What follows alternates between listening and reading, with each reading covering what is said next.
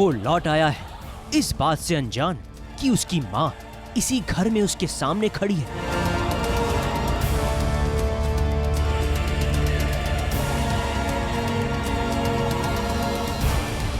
इस बात से अनभिज्ञ कि उसका भाई उसके आसपास ही है।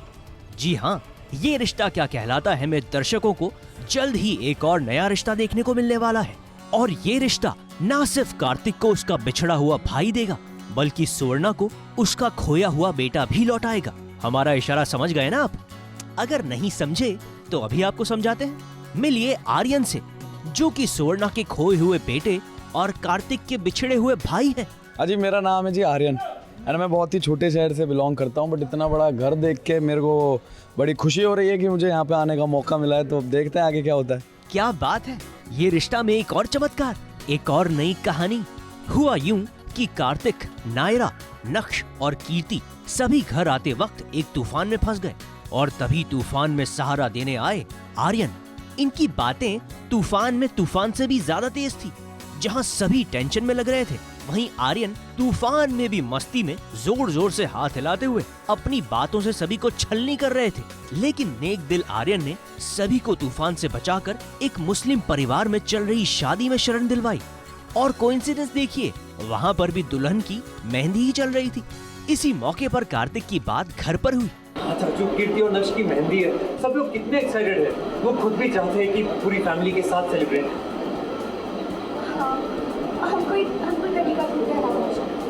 और ये डिसाइड हुआ कि कीर्ति की मेहंदी उसी जगह उसी परिवार के साथ होनी चाहिए। भाई, मेहंदी की रस्म तो मेहंदी की रस्म है, फिर चाहे वो कहीं पर भी हो।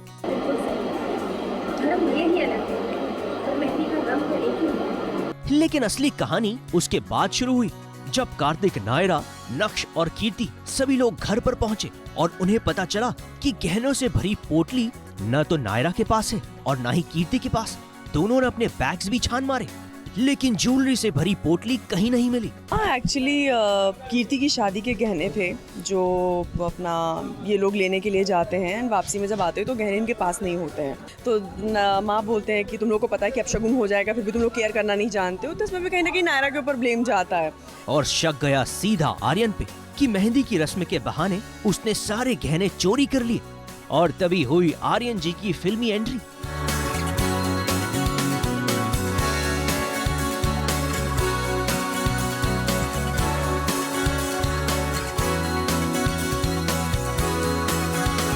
जी हाँ, वो लोगों के लिए कहा जाता है कि जो गरीब लोग होते हैं वो लोग अक्सर ऐसी जगह ध्यान देते हैं कि जहाँ से पैसा बटोरा जाए बटोर लें।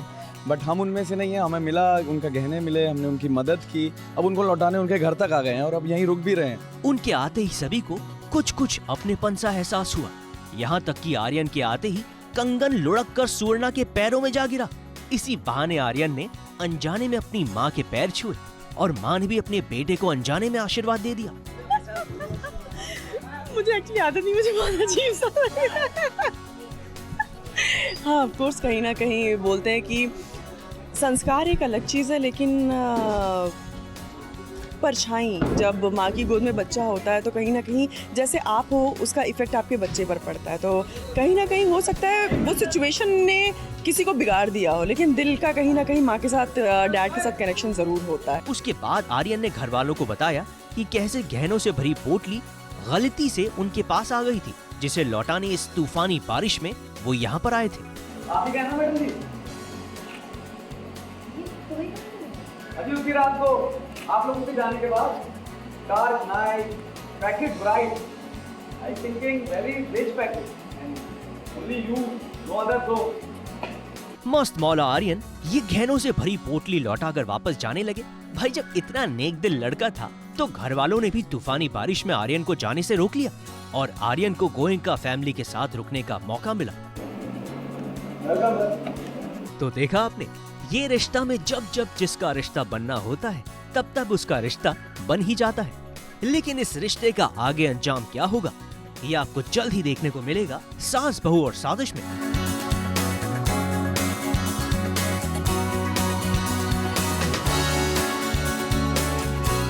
राज दीक्षित, ABP न्यूज, मुंबई।